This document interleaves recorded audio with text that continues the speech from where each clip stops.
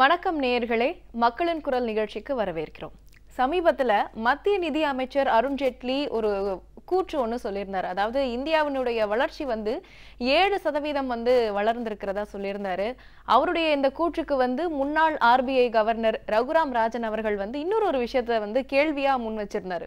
ஒரு நாட்டினுடைய வேலை வாய்ப்புன்றது கிட்டத்தட்ட ஒரு இந்த 5 வருஷத்துல பெருமளவு குறைஞ்சிருக்கும் போது வளர்ச்சி அப்படின்ற ஒரு விஷயத்த நீங்க எப்படி முன்னெடுக்கிறீங்க அப்படின்னுட்டு அவருக்கு ஒரு கேள்வியை ஒரு முன் வச்சிருந்தாரு. இப்ப இந்த 5 வருஷத்திலே பாத்தீங்கன்னா வேலை வாய்ப்பு மட்டும் இல்லாம நிறைய விஷயங்கள் சிறு குறு தொழில்கள் அப்படின்னுட்டு பொருளாதார ரீதியாவே இந்தியா எந்த மாதிரியான ஒரு பிரச்சனையை எப்படியான ஒரு சவாலை சந்திச்சிட்டு இருக்கு அப்படின்றது நம்ம எல்லாருக்குமே தெரியும். இது தேர்தலுக்கான ஒரு முன்னெடுப்பா, இந்தியாவினுடைய தற்போதைய பொருளாதார நிலை என்ன, மோடி அரசாங்கம் என்னதான் பண்ணிட்டு இருக்காங்க, அது தொடர்பா தான் இன்னைக்கு நம்ம நிகழ்ச்சியில பேச போறோம். நம்ம நிகழ்ச்சிக்கு பேராசிரியர் பொருளாதார வல்லுநர் திரு நாகநாதன் அவர்கள் வந்திருக்காங்க. அவங்களை நம்ம நிகழ்ச்சிக்கு வரவேற்கலாம். வணக்கம் சார். சார், நான் நேரடியாகவே கேள்வி முன் வச்சிடறேன். இப்போ இந்தியாவை அப்படின்னு தாண்டி ஒரு நாட்டினுடைய பொருளாதார நிலை அப்படின்றது எதன் அடிப்படையில் கணக்கிடப்படுது? நம்ம பொருளாதாரம் என்பது நாட்டுடைய உள்நாட்டு ஒட்டுமொத்த உற்பத்தியை தான் ஜிடிபின்னு சொல்லும், கிராஸ் டொமஸ்டிக் ப்ராடக்ட். ஏனென்றால் அதில் வேளாண் தொழில் அளிக்கிற பங்கு, தொழில்துறை அளிக்கிற பங்கு, பணித்துறை அளிக்கிற பங்கு இருக்குது. வேளாண் துறை 17 விழுக்காடு பங்கு அளிக்குது, தொழில்துறை 23% விழுக்காடு அளிக்குது, மீதி 53% விழுக்காடு சர்வீஸ் செக்டாருங்கிற இருக்குது. ஆனால் சர்வீஸ் செக்டாரில் ஒரு உற்பத்தி பொருளாக அங்கே பார்க்க முடியாது, அவங்க பணி தான், பணித்துறை. அதனால தான் அதை சர்வீஸுங்கிறாங்க. இந்த 2 துறையில் தான் உற்பத்தி இருக்குது. நம்ம நாட்டில் வேளாண் தொழிலும் தொழில்துறையும் 2 கால்கள் போல் இருக்கணும். அப்போ தான் பொருளாதார வளர்ச்சி இருக்கும். 17 விழுக்காடு ஒட்டுமொத்த வருமானத்துக்கு நம்ம அந்த நாட்டுடைய ஒட்டுமொத்த வருமானத்துக்கு வேளாண் துறை கொடுத்தாலும் 50 விழுக்காடு மக்கள் அதை தான் சார்ந்து இருக்காங்க. அதனால தான் பொருளாதார வளர்ச்சியை வேளாண் தொழிலில் வீழ்ச்சி அடைந்தால் வேளாண் தொழில் தொடர்புடைய மற்ற தொழில்களும் பாதிக்கும், ரா மெட்டீரியல்ஸ் பாதிக்கும், அதுக்கு தேவையான தொழில்களுக்கு தேவை. அதனால் இதை ஒரு சரிசமமாக எடுத்துகிட்டு போகிறதுக்கு தான் ஜவஹர்லால் நேரு திட்டக்குழுன்னு உருவாக்கி ஒரு 5 ஆண்டு திட்டங்கள் மூலம் அதை விமர்சனத்துக்கு உள்ளாக்கலாம். அந்த அடிப்படையில் தான் எடுத்து சென்றார். இப்போ கூட ஒரு புள்ளி உரம் வருது, நீங்கள் சொன்னீங்க அந்த 7 விழுக்காடுன்னு. 1950லேருந்து 2018 வரலும் சில பொருளாதார வல்லுநர்கள் இந்த 3 துறையிலேயும் சார்ந்து நாட்டுடைய ஒட்டுமொத்த பொருளாதார வளர்ச்சி என்னன்னு கேட்டால் 6.4 என்று சொல்லியிருக்காங்க. இப்போ ஏற்கனவே மத்திய அரசின் கீழ் இயங்குகிற சென்ட்ரல் ஸ்டாட்டிஸ்டிக்கல் ஆர்கனைசேஷன் CSOங்கிற அமைப்பு 6 குறைந்து விட்டதுன்னு சென்ற ஆண்டு அறிவித்தாங்க. அது மட்டும் இல்லை, தேசிய சீராய்வு புள்ளி விவர NSSO நேஷ்னல் சாம்பிள் சர்வே அதோடைய டேட்டாலையும் புள்ளி விவரத்திலையும் வேலையில்லா திண்டாட்டம் பெருகி இருக்கிறதாக சொன்னாங்க. அதாவது இந்த 45 ஆண்டுகளில் இல்லாத அளவுக்கு வேலையில்லா திண்டாட்டம் 7.3% அடைஞ்சிச்சுன்னு சொன்னாங்க. இந்த 7.3 புள்ளி விவரங்கள்னா நீங்கள் 7 புள்ளி வளர்ச்சின்னா 7 வேலையில்லா திண்டாட்டம் இருக்கிறனால தான் அந்த கேள்வி அவர் கேட்குறாரு. 7.3 நீங்கள் வளர்ச்சி அடைஞ்சிருந்தால் இவ்வளோ பெரிய வேலையில்லா திண்டாட்டம் பெருகி இருக்காது. 45. இன்னும் சொல்லப்போனால் வளர்ச்சி என்பதற்காக புதிய சிந்தனைகள் கொண்டிருக்கின்றன. ஐக்கிய நாடு மன்றம் ஹியூமன் டெவலப்மெண்ட் இண்டெக்ஸுங்கிற மானுட மேம்பாட்டு குறியீடுகளை கிடைக்கும். ஏன்னா பொருளாதார வளர்ச்சி என்பது முன்னேற்றத்தில் முடியணும். கல்விக்கு செலவு செய்தோன்னா கல்வியில் வளர்ச்சி ஏற்படும், முன்னேற்றம் ஏற்படும், பெண்கள் முன்னேற்றம் ஏற்படணும், மாணவர்களுடைய படிப்பு எண்ணிக்கை ஏற்படணும், உயர்கல்வி வரணும், அறிவியல் வளர்ச்சி வரணும். அதனால தான் முன்னேற்றம், ஹியூமன் டெவலப்மெண்ட்டு சொல்கிறாங்க. அந்த ஹியூமன் டெவலப்மெண்ட் இண்டெக்ஸ் பிரகாரம் பார்த்தா கூட நீங்கள் நேரு காலத்தில் 50லேருந்து 70 வரணும் சில புள்ளி விவரங்கள் இருக்குது. அதில் வளர்ச்சி அதிகமான முன்னேற்றத்தில் முடிந்திருக்கிறது. அது மட்டுமல்ல, வருமான அடிப்படையில் கீழ்நிலையில் உள்ள அந்த மக்கள் வேலைவாய்ப்பு, பொதுத்துறை, மற்ற தனியார் துறை வளர்ச்சியின் மூலம் வேலைவாய்ப்பு அதிக பெருக்கி வருமானத்தையும் பெற்றிருக்கார்கள். பணக்காரருடைய வருமானம் குறைந்திருக்கிறது. ஆனால் தற்போது பணக்காரர்களை 4 வித பணக்காரர்கள் வந்துட்டாங்க. Rich, richest, super rich, ultra ரிச்சுன்னு.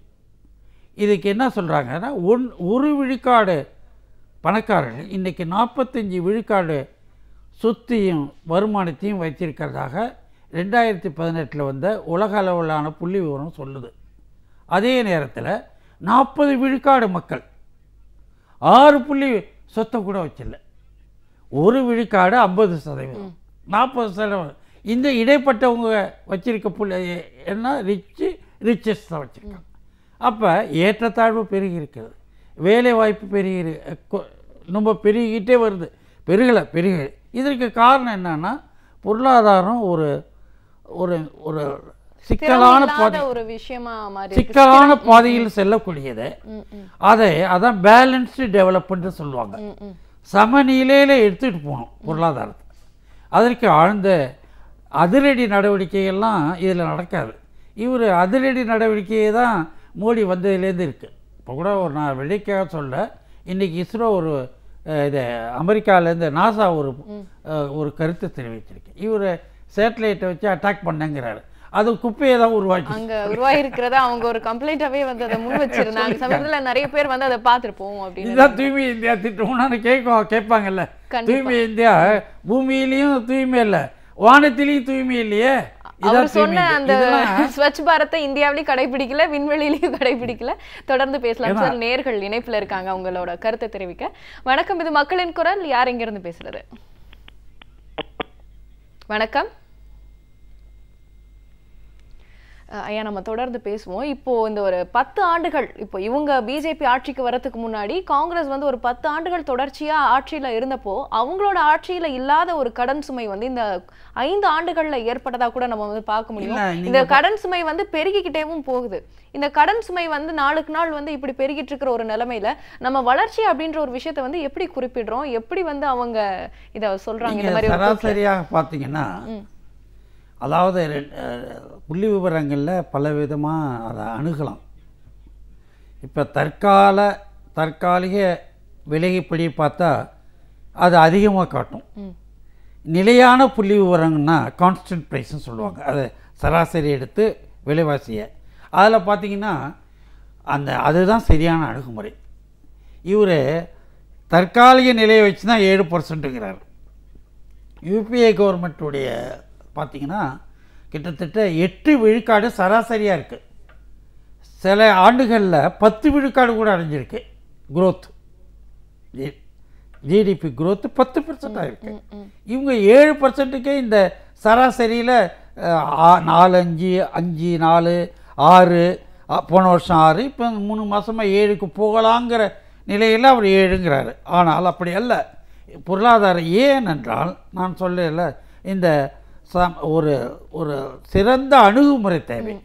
அதைவிட இந்தியா போன்ற ஒரு பெரும் ஒரு உலகம், இது ஒரு நாடு கூட சொல்ல முடியாது, பல தேசிய இனங்களில் வாழ்கிற ஒரு பெரும் ஒரு கூட்டமைப்பு. இந்த கூட்டமைப்பில் திடீரென்று இது மாதிரிலாம் சர்ஜிக்கல் ஸ்ட்ரைக்கெல்லாம் பொருளாதாரத்தில் பண்ண முடியாது. அந்த சர்ஜிக்கல் ஸ்ட்ரைக் தான் இந்த டிமானிட்டைசேஷனால் என்ன விலை. அவர் சொன்னார், எல்லாருக்கும் நாங்கள் வந்து தேர்தல் நேரத்தில் சொல்லிட்டார், நாங்கள் எல்லாருடைய வங்கிகளும் பணம் போடுவோம் என்று சொன்னார். அப்புறம் வேலையில்லா திண்டாட்டத்தை ஒழித்து ஆண்டுக்கு 1 கோடி வேலைவாய்ப்பு தரும். இப்போ இந்த 5 ஆண்டில் 5 கோடி வேலைவாய்ப்பாக அவர் பெருக்கினுக்கணும் இல்லையா, அவருடைய வாக்குறுதி பிரகாரம். ஆனால் அவர் 50 லட்சம் கூட பெருக்கலைன்னு தான் புள்ளி விவரம் சொல்லுது. இதுல பல பேருக்கு வந்து வேலை வாய்ப்புகள் வந்து இழந்திருக்காங்க. சிறு குறு தொழில்கள் வந்து பல இடங்கள்ல வந்து முடங்கி இருக்கிறதாவும் நம்ம தமிழ்நாடு அரசே வந்து குறிப்பிட்டிருந்தாங்க. இந்த மாதிரி தமிழ்நாட்டுல பேசுறப்ப என்ன சொன்னாரு, 50 சிறு குறு நிறுவனங்கள் மூடப்பட்டு விட்டுன்னு சொல்லிட்டாங்க. இதில் இப்போ ஒரிசாலையும் அப்படி தான் இருக்குது, குஜராத்லேயும் அப்படி தான் இருக்குது. எல்லா மாநிலங்களிலும் சிறு குறு தொழில்கள் பாதித்திருக்கு பெருமளவுக்கு. அது மட்டும் இல்லை, முதலாக நகர்ப்புற வேலைவாய்ப்பு குறைஞ்சி போச்சு. ஊரக வேலைவாய்ப்பு இருக்குல்ல, 80% விழுக்காடு குறைஞ்சிருக்கு. 80% ஊரக வேலைவாய்ப்பு. அதுதான் ரொம்ப most dangerous way the government is ரன்னிங்கிறது தான். ஒரு பயங்கரமான ஒரு பாதை. ஏன்னா ஒரு வேலை இல்லாத எப்படி வறுமைக்கும் வேலை வாய்ப்புக்கும் நெருங்கிய தொடர்பு இருக்குது.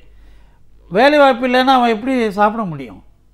தேசிய யூபிஏ கவர்மெண்ட்டில் இருக்கப்ப தேசிய ஊரக வேலைவாய்ப்பு திட்டம் இன்னும் கொண்டு வந்தாங்க. அந்த திட்டம் ஒரு சிறந்த திட்டமாக தான் இந்த 100 நாள் வேலை வாய்ப்பு கொடு. ஆனால் அதுக்கு இந்த 5 ஆண்டுகளில் நிதியை குறைச்சிக்கிட்டே வந்திருக்கார். அவருக்கு என்னன்னா காங்கிரஸை உடைய பேரை அழிக்கணும், நேர் பேரை அழிக்கணும், திட்டக்குழு அவர் உருவாக்கினா இவருக்கு இது மாதிரி ஒரு அற்ப காரணங்களுக்காக ஒரு பரந்த இந்தியாவில் பரந்த எண்ணங்கள் இல்லாமல் ஒரு குறுகிய மனப்பான்மையில் பொருளாதாரத்தையே பார்த்ததுடைய விளைவு தான். அது மட்டும் இல்லை, ஜிஎஸ்டி கொண்டு வந்தாங்க. ஜிஎஸ்டிங்கிறது பல முனைகளில் வரியை விதிப்பதை தவிர்த்து மறைமுக வரிகளெல்லாம் ஒன்றாக இணைத்து ஒரு வகமாக கொண்டு வந்தாங்க சொன்னாங்க. ஆனால் ஜிஎஸ்டி எப்படின்னா அது சொன்னாங்களே ஒழிய அதை நடைமுறைப்படுத்திய விதம் இருக்கிறது. எதிர்பார்த்ததை விட பலன் கிடைக்கவில்லை. எதிர்பார்த்த பலன் கிடைக்கும், ஆனால் எதிர்பார்க்காத மோசமான விளைவுகள் வந்து விட்டது. அதாவது ஒரு உதாரணம் சொல்லுவாங்க. இந்தியாவில் தாதாபாய் நவரோஜி என்பது ஒரு சுதந்திர போராட்ட காலத்தில் காந்திக்கு ஒரு ஆசிரியராக இருந்தவர். அவர் பாவர்ட்டி அண்ட் அன்பிரிட்டிஷ் ரூல், கொடுமையான வறுமையும் கொடுமையான புத்தகம் எழுதினார். அதில் என்ன சொன்னார்னா, இந்திய மக்களை பிரிட்டிஷ் அரசாங்கம் ரத்தம் கசிய வரி போடுகிறது, ஆனால் இங்கிலாந்து மக்களைக்கு டேக்ஸ் பண்ணுது. You are taxing the England, taxing the people of England, you are bleeding the people of India அப்படின்னு சொன்னார். ஏன்னா இங்கே குறைந்த வருமானம் இருக்கா, இந்த குறைந்த வருமானம் இருக்க மேலே வரி போட்டால் என்ன ஆகும்? சேவை வரி எல்லாத்துக்கும். அந்த வரி தோற்றுவிட்டதற்கு என்பதற்கு ஒரே அடையாளம் இந்த ஜிஎஸ்டி கவுன்சில் 34 முறை கூடியிருக்கு. 34 முறை கூடி 34 முறைகளும் வரியை மாற்றி மாற்றி அமைக்கிறாங்க. அதனால் பெரும் குழப்பம்தான் ஏற்பட்டிருக்கிறது.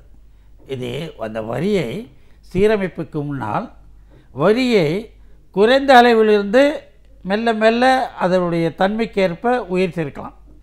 உயர்த்தி விட்டு கீழே இறக்கிறது மாநிலங்களுக்கு மத்திய அரசுக்கு எதிர்பார்த்த வருவாயும் கிடைக்கல இப்படி பண்ணறனால.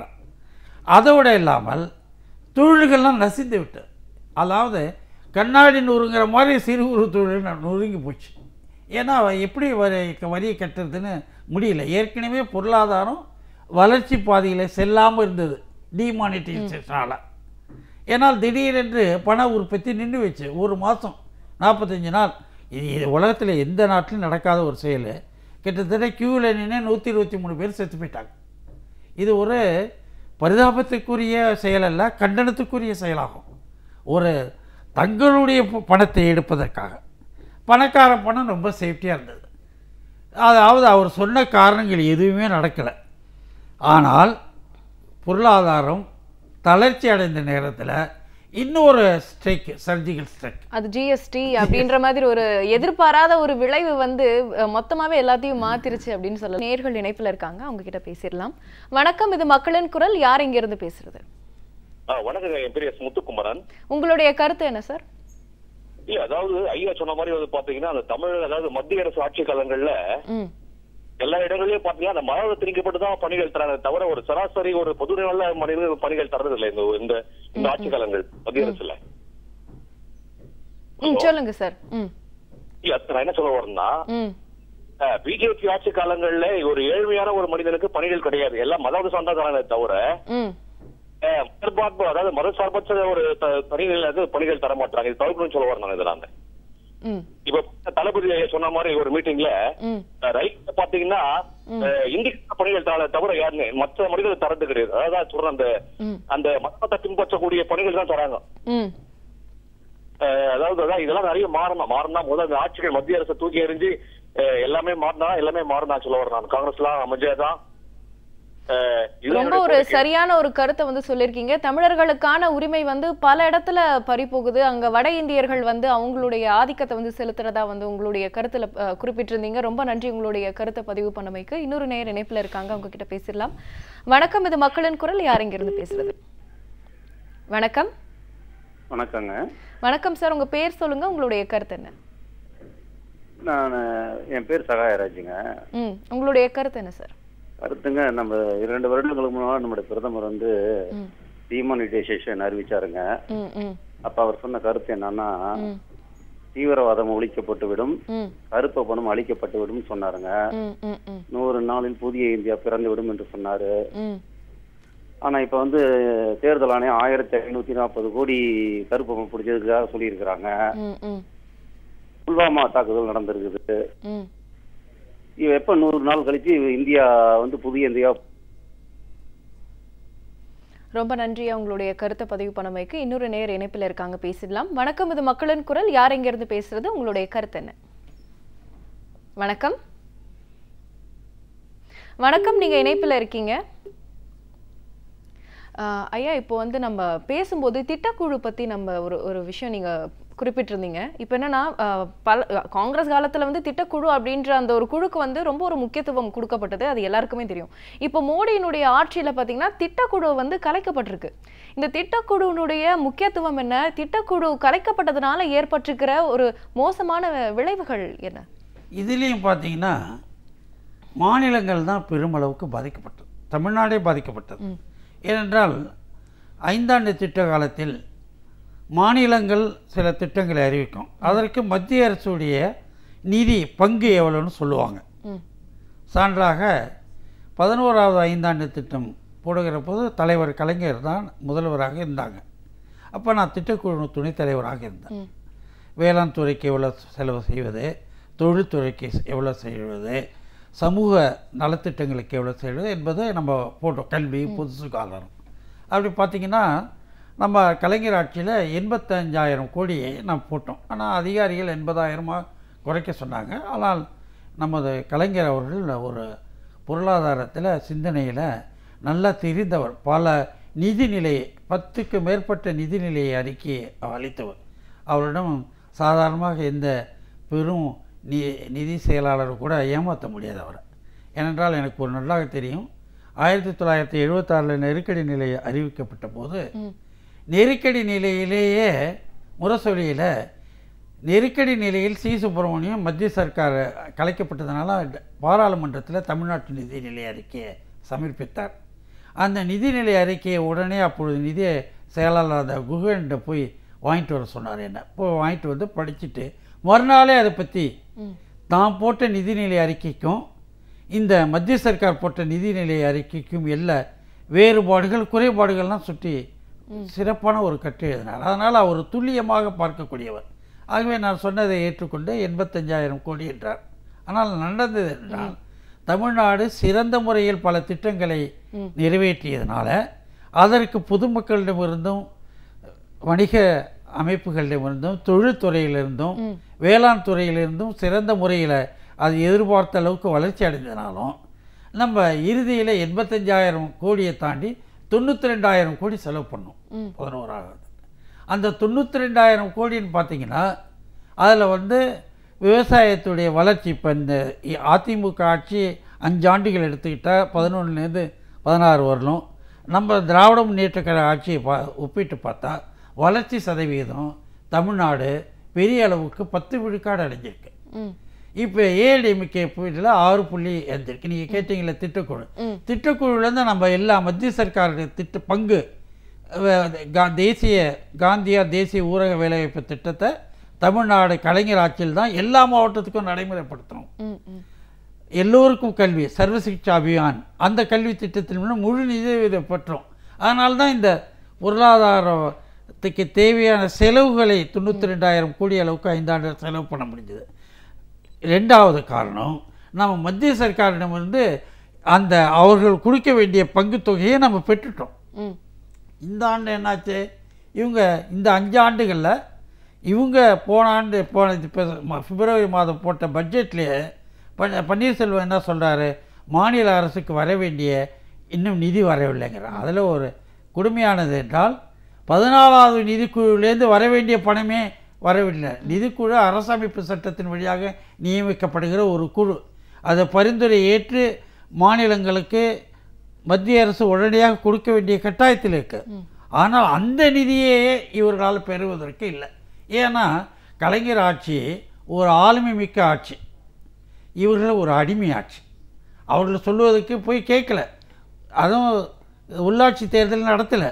உள்ளாட்சி தேர்தல் நடத்தாதனால உள்ளாட்சி தேர்தலுக்குரிய பணமும் கிடைக்கல. அதனால தான் இந்த குறைந்த வருமானம் மத்திய சர்க்கார்லேருந்து வர வருவாய் வரல, திட்டக்குழு வழியாக வந்ததும் வரல.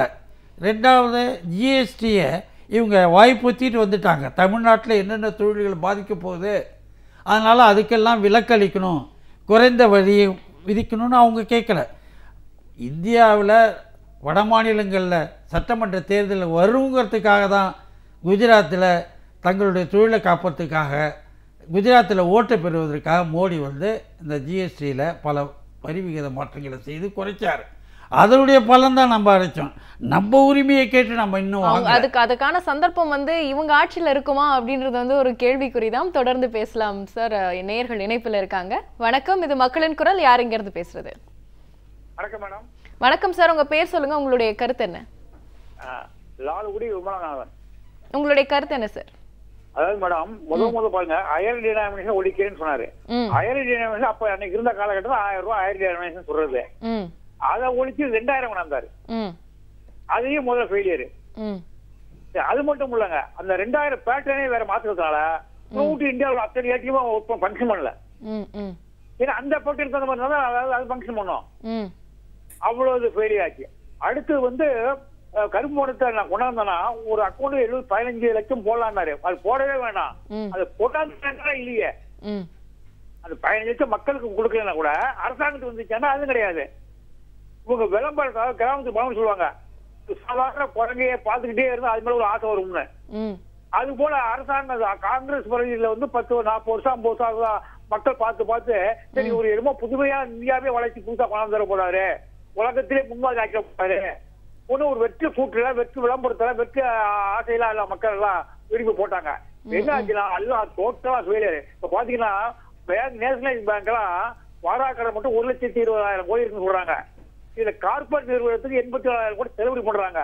இதை நீங்க விவசாயத்தை செலவு பண்ணல. விவசாயத்தை செலவு பண்ணி விவசாயம் ஊக்குவிச்சாதான் நீங்க பொருளாதாரத்தை பத்தி பேச முடியும். இல்லைன்னா அக்டர் ஃபெயிலியர் ஆயிடும். இல்லக்கா, ரொம்ப ஒரு சிறந்த ஒரு கருத்துன்னு கூட சொல்லலாம். நிறைய ஒரு வேலிடான பாயிண்ட்ஸை வந்து நீங்க குறிப்பிட்டிருந்தீங்க. ரொம்ப நன்றி. இன்னொரு நேயர் இணைப்புல இருக்காங்க, உங்ககிட்ட பேசிடலாம். வணக்கம், இது மக்களின் குரல். யார் எங்கிருந்து பேசுறது? வணக்கம். வணக்கம். உங்களுடைய பேர் சொல்லுங்க, உங்களுடைய கருத்து என்ன சார்? முன்சாமி, என் பேர் முன்சாமி, வேலூர் மாவட்டம் வாணியம்பாடி. உங்களுடைய கருத்து என்ன சார்? முன்சாமி என் பேரு. உங்களுடைய கருத்து சொல்லலாம். விவசாயம் இப்போ ஒரு அண்ணன் சொன்னாரு விவசாயத்துக்கு முன்னுரிமை கொடுக்கணும்னு. அதே மாதிரிதான் நாங்களும் கேட்கறோம். விவசாயத்துக்கு வந்து இந்த பவர் எழுதி கொடுத்தா விவசாயத்துக்கு 5 வருஷம் 10 வருஷம் தள்ளின்னு போறாங்க. சீக்கிரமா கரண்ட்டும் கொடுக்கறது இல்ல. அது நம்ம தலைவருக்கு சொல்லி கொஞ்சம் சீக்கிரமா கரண்ட் கொடுக்குற மாதிரி கொஞ்சம் ஏற்பாடு பண்ண நல்லா இருக்கும். கண்டிப்பா திமுக ஆட்சிக்கு வரும்போது விவசாய பிரச்சனைகள் எல்லாத்துக்குமே வந்து ஒரு தீர்வு இருக்கும்னே நம்பலாம். சரி, இப்போ வந்து நம்மளுடைய பொருளாதாரத்தை பற்றி பேசிகிட்டு இருக்கும்போது மோடி அரசோட அந்த ஒரு பேசிக் க்ரைட்டீரியா பார்த்திங்கன்னா வந்து கல்வி, மருத்துவம், பெண் பாதுகாப்பு, விவசாயம், இப்படி முக்கியமான எந்த ஒரு விஷயத்துக்குமே வந்து அவங்க முக்கியத்துவம் கொடுக்கல அப்படின்னு சொல்லலாம். ஆனால் அவங்க குறிப்பிடுற அந்த வளர்ச்சி அப்படின்னு பார்த்தீங்கன்னா இப்போ கூட அந்த கார்பரேட்ஸான அதானி, அம்பானி இவங்களுடைய வளர்ச்சி பார்த்திங்கன்னா வந்து ஒரு அபரீதமான ஒரு வளர்ச்சின்னே சொல்லலாம். அதாவது நாட்டினுடைய முதுகெலும்பாக இருக்கிற பல விஷயங்களை நசுக்கிட்டு கார்பரேட்ஸை வந்து வளர்க்குறது அப்படின்ற வந்து எந்த வகையில் ஒரு வளர்ச்சியை நம்ம கன்சிடர் பண்ண முடியும்? இந்தியாவே ஒரு காலத்தில் தந்தை பெரியார் சொன்னார், காந்தி செத்தப்ப இது காந்தி நாடு ஆக்கிடணும் பேர் அப்படின்னு சொன்னார். அவர் செய்த தியாகங்களை மனசில் வச்சுக்கிட்டு.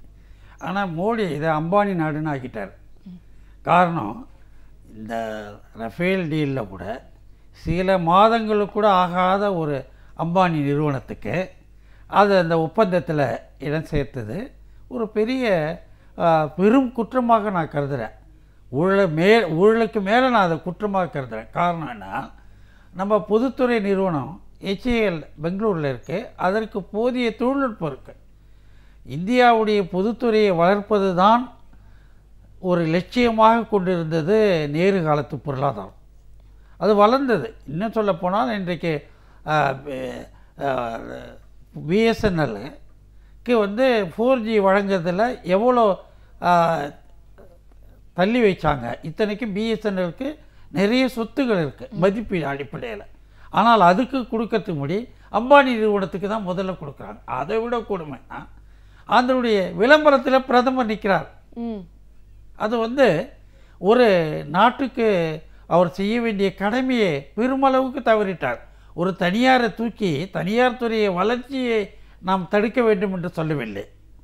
தனியார் துறையை வளர்ப்பதற்காக அரசு துறை நிறுவனங்களை நசுக்குவது தான் தவறு. பொதுத்துறை என்றால் பொதுத்துறை நிறுவனங்கள் வேலைவாய்ப்பை பெருக்கிக் கொண்டு வருகின்றன. அந்த பொதுத்துறை நிறுவனங்களை நசுக்குவதற்கு போன்று தான் இந்த ஆட்சியில் அவங்க செயல்பட்டாங்க. இன்னும் சொல்லப்போனால் வங்கியிலையும் முடக்கிட்டாங்க. கிட்டத்தட்ட இப்போ 8 லட்சம் கோடிக்கு மேலே ஓராக்கடன் இருக்குது. அதை வாங்கினவங்க யார்? அம்பானி, அதானி இவங்கெல்லாம் வாங்கியிருக்காங்க 2 பேரும். அவங்க திருப்பி கட்டுறதுக்கு அதில் ஒரு என்னன்னா வட்டியை திருப்பி கட்டாத கடனுக்கு 2 வருஷத்துக்கு முன்னாடி சேர்த்து புது கடன் வாங்கி அந்த வட்டியை கடன் வாங்கி அவங்க வட்டியை கட்டியிருக்காங்க. இது ஒரு எந்த நாட்டிலும் நடக்காத ஒரு பெரிய மோசடியாக தான் நான் கருதுகிறேன். ஏனென்றால் இந்த வங்கிகள் நட்டமடைந்தால் வங்கிகளுக்கு மத்திய சர்க்காருடைய பணம் இப்போ கொடுத்துருக்காங்க. அது யாருடைய பணம்? மக்களுடைய வரி பணம். இது வந்து பொருளாதாரத்தில் சமத்துவம்னு சொல்லுவாங்க. ஈக்குவாலிட்டி ரெண்டும் மோடி காலத்தில் இல்லை.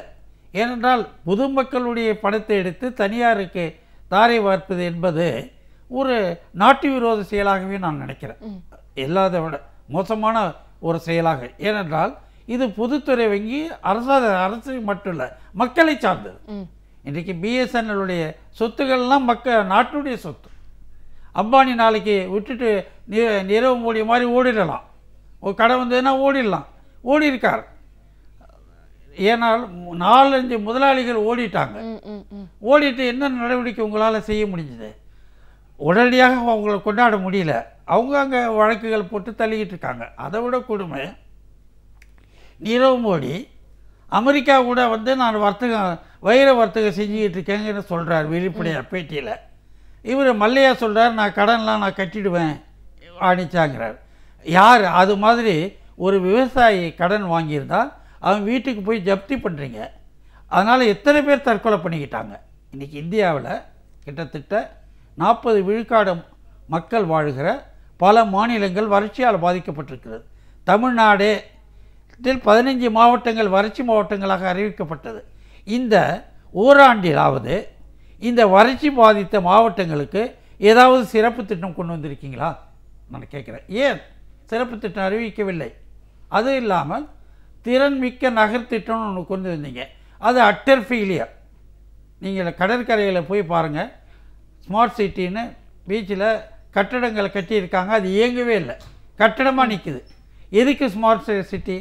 அங்கே ஸ்மார்ட் சிட்டிக்கு சைக்கிள் ஓட்டுறதுக்கு சைக்கிள் கொண்டு வந்து வச்சுருக்காங்க.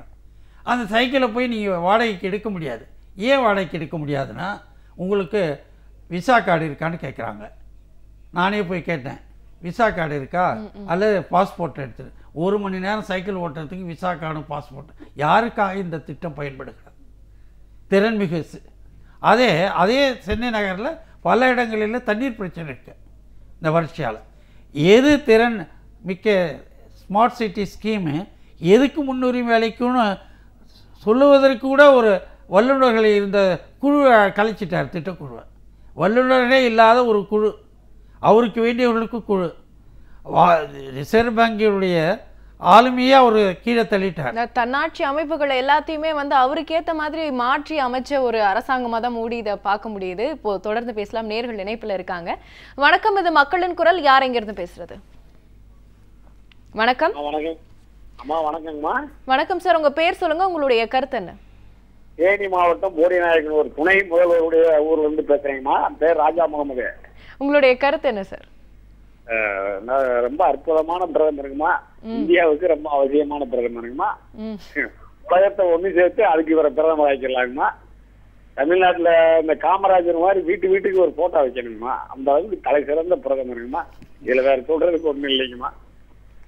ரொம்ப நன்றி உங்களுடைய கருத்தை பதிவு பண்ணமைக்கு. இன்னொரு நேர் இணைப்புல இருக்காங்க, அவங்க கிட்ட பேசிடலாம். வணக்கம், இது மக்களின் குரல். யார் எங்க இருந்து பேசுறது? வணக்கம் மேடம். வணக்கம் சார், உங்களுடைய பேர் சொல்லுங்க, கருத்து என்ன? என்னுடைய பெயர் ஜூட்சன், தூத்துக்குடியில இருந்து பேசுறேன். உங்களுடைய கருத்து என்ன சார்? சார் என்னுடைய கருத்து என்னன்னா, இந்த தமிழ்நாட்டுல என்னுடைய வயசு 42 வயசு ஆகுது. கவர்மெண்ட் நம்ம பணத்தை தான் வரி கட்டுறோம் அப்படின்னு சொல்லி எனக்கு எல்லாம் சொல்லுவாங்க. அப்ப எங்க கட்டுறோம் அப்படின்னு சொல்லி அப்ப தெரியாது எனக்கு. ஆனா இப்போ நான் வரி கட்டுறது எனக்கு துண்டாவே தெரியுது. வரி கட்டுறது எப்படி தெரியுதுன்னா, ஜிஎஸ்டி போடுறாங்க, சிலிண்டர்ல விலையை கூட்டு வருது, பெட்ரோல்ல விலை போகுது, எல்லாத்திலும் அதிகமான வரி மக்களுடைய பணத்தை புடுங்குறாங்க கவர்மெண்ட் அப்படின்னு சொல்ற இந்த 5 வருஷத்துல கன்ஃபார்மா நல்லா தெரியுது. ஆனா இந்த 5 வருஷத்துக்குள்ள மோடி எல்லாத்துக்கும் வேலை கொடுப்பேன்னு சொன்னாங்க. ஆனா வேலை கொடுத்தாங்க. 130 கோடி பேருக்கும் பணம் செல்லாதுன்னு சொல்லி அவ்வளவு பேருக்கும் மொத்தமா பேங்க்ல நிக்கிறதுக்கு வேலை கொடுத்தாங்க. கீழ் வரிசையில நின்று அந்த வேலையை கொடுத்தாங்க, நல்லா கொடுத்தாங்க. எப்போ போகணும்னு இந்த ஆட்சியை நாங்க காத்திருக்கோம். வர ஏப்ரல் 18ஆம் தேதி அந்த உரிமை உங்க கையில கொடுக்கப்படும்.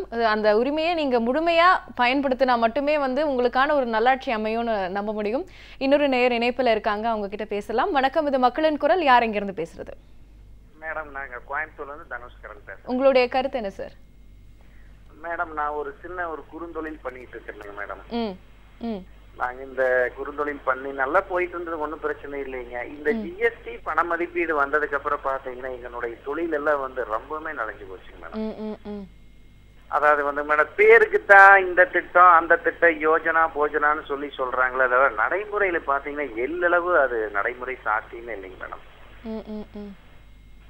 அதனால நாங்க ரொம்ப சிரமப்பட்டு பண்ணிட்டு இருக்கிறோங்க மேடம். ஆனா இது எல்லாமே இவங்க நல்லா போலித்தனம் பண்றானுங்கிறது நல்லாவே தெரியுதுங்க மேடம். அதாவதுங்க, நாங்க சிறு குறுதொழில் போய் பாத்தீங்கன்னா இந்த 2 ஆண்டு காலங்கள் நாங்க பட்ட வேதனைகள் மேடம். ரொம்ப உங்களுடைய இந்த ஜிஎஸ்டி அப்படின்றது ரொம்ப ஒரு தாக்கத்தை ஏற்படுத்தியிருக்கு சிறு தொழில்கள் மேல. இன்னொரு நேர் இணைப்புல இருக்காங்க, அவங்க கிட்ட பேசிடலாம். வணக்கம், இது மக்களின் குரல். யார் எங்க இருந்து பேசுறது? வணக்கம் மேடம். வணக்கம் சார், உங்க பேர் சொல்லுங்க, உங்களுடைய கருத்து என்ன? நாமக்கல் மாவட்டம் மோகனூர் எம்எம்சி பத்மநாதன் பேசுறேன் மேடம். உங்களுடைய கருத்து என்ன சார்?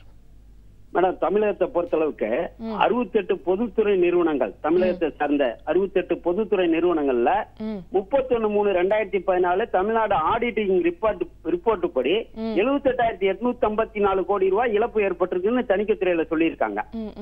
சோ நான் சொல்ல போறது 2017-31 சொல்றேன். இப்ப 2018 முடிஞ்சிச்சு. இந்த வரக்கூடிய ஆண்டுகள்ல இந்த தணிக்கைத்துறை ரிப்போர்ட் கிட்டத்தட்ட இன்னும் 40% ஏறி இருக்குங்க. கிட்டத்தட்ட 1 லட்சம் கோடிக்கு மேல இழப்பு ஏற்பட்டிருக்குன்னா இங்க நடைபெற்றிருக்கக்கூடிய நிறுவனங்கள்ல செயல்படக்கூடிய IAS அதிகாரிகளோ இல்ல அது சம்பந்தப்பட்ட அமைச்சர்களோ என்ன பண்ணிட்டு இருக்காங்க? இவங்களுடைய network, hard work, brain work 3 ஒருங்கிணைத்து செயல்பட்டாதான் வெற்றிகரமா செயல்படும் பொதுத்துறை நிறுவனம். கிட்டத்தட்ட 2.61 லட்சம் பேர் வேலையை செஞ்சுக்கிட்டு இருக்காங்க அந்த நிறுவனத்துல.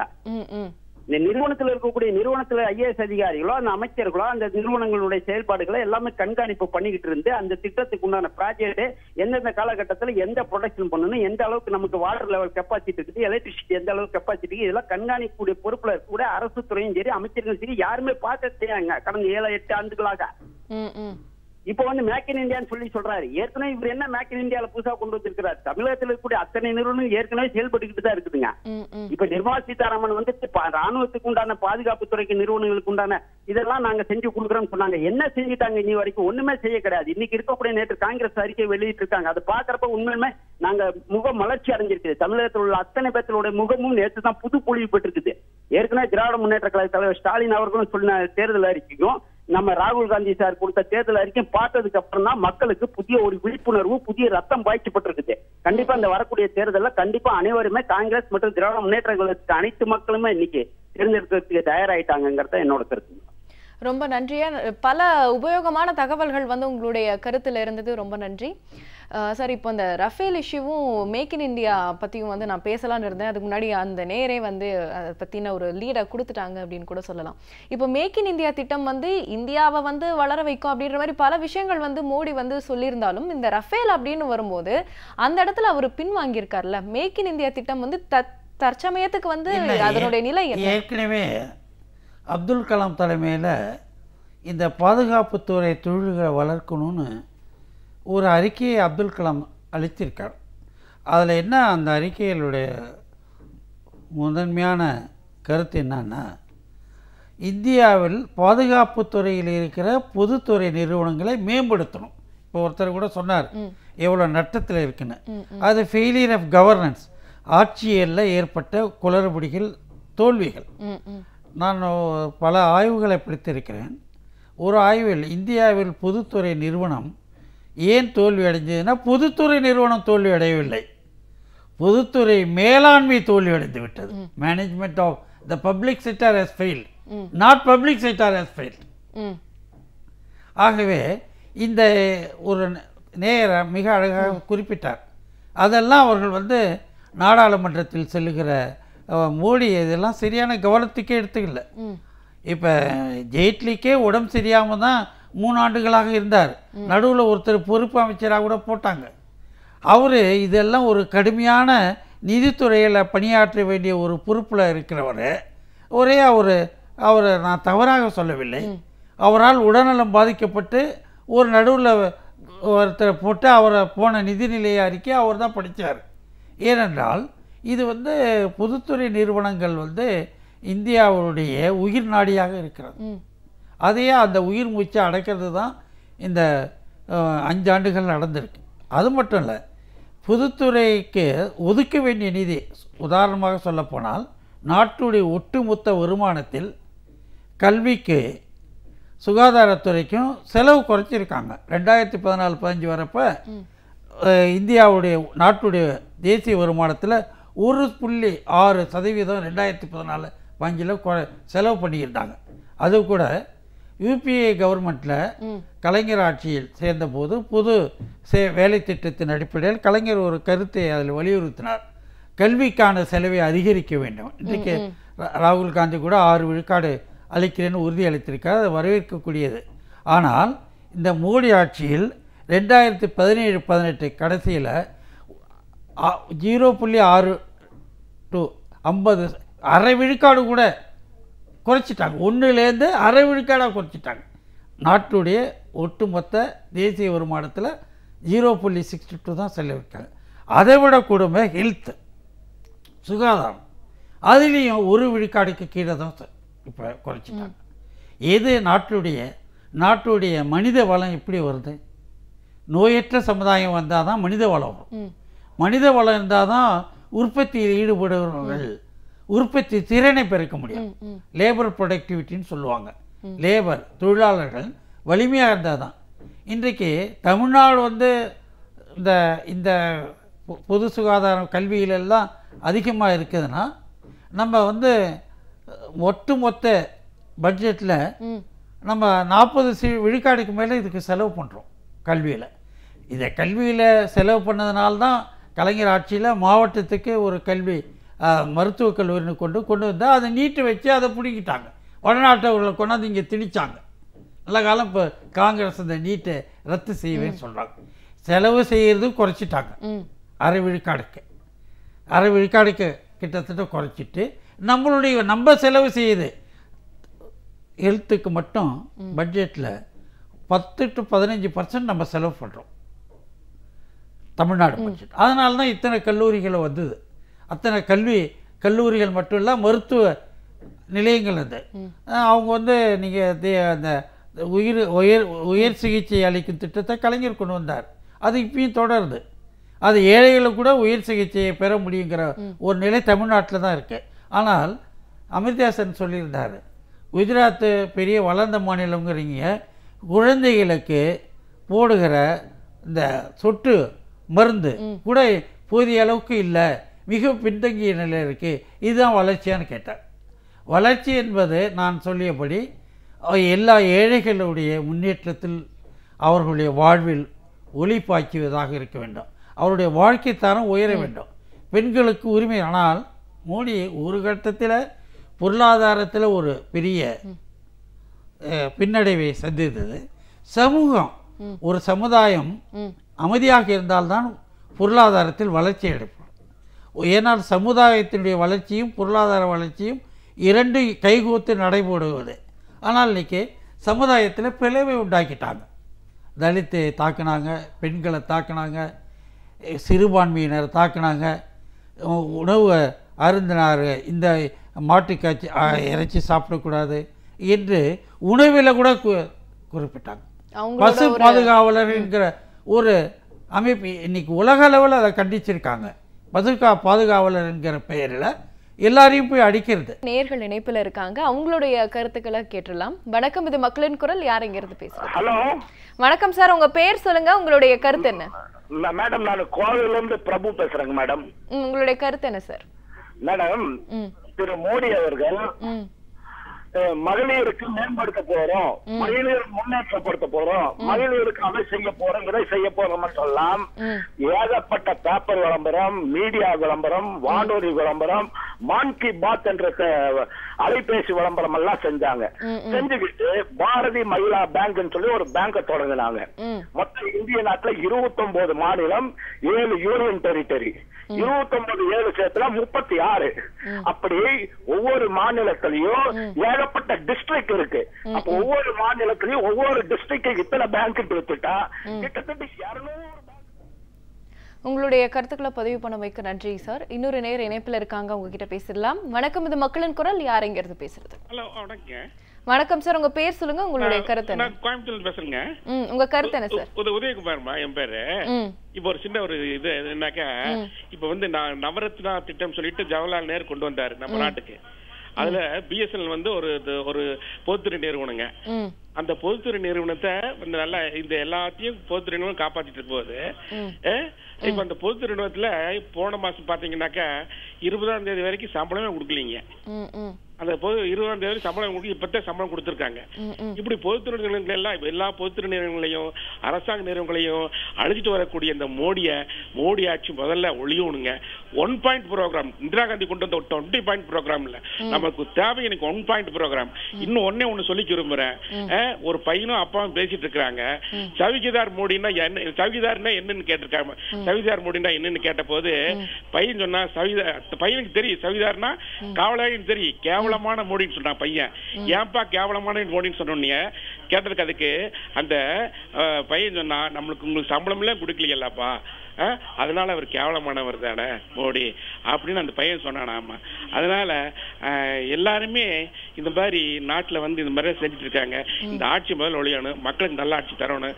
அதுக்கு மத்தியில் வந்து நம்ம ராகுல் காந்தி அவர்களும் நம்ம மாநிலத்தில் தலைவர் ஸ்டாலின் வந்தா தான் நம்ம நாட்டுக்கே விடிவு காணும்.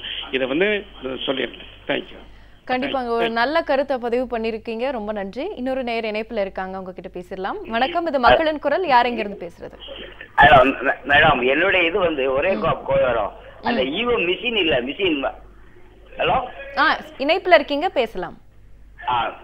அந்த மிஷின் மட்டும் முதல்ல நிறுத்தியாச்சுன்னா இந்தியாவுல அதாவது காங்கிரஸும் ஜெயிச்சாச்சு, இதுவும் ஜெயிச்சாச்சு, டிஎம்கே ஜெயிச்சாச்சுமா.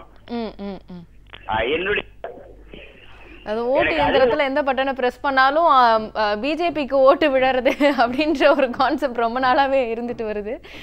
ரொம்ப நன்றி, அவங்களுடைய கருத்தை வந்து இணைப்புல வந்து பதிவு பண்ண வைக்க.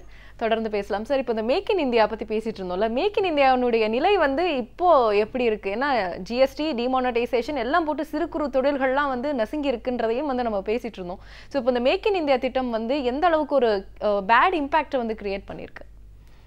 மேக் இன் இந்தியாங்கிறது இந்தியாவுடைய தொழில் நிறுவனங்களும் இந்தியாவில் இயங்குகிற பொதுத்துறை நிறுவனங்களும் பொருள் உற்பத்திக்கு பதிலாக இந்தியா வெளிநாடுகளிலிருந்து இருக்கிற நிறுவனத்தை இணைத்து ஒரு மேக் இன் இந்தியா என்று ஒரு திட்டம் கொண்டு வந்தாங்க. இது ஒரு உள்நாட்டு பொருளாதாரத்தை வளர்க்கணும், உள்நாட்டு பொருளாதார கூறுகளை வளர்க்கணும்.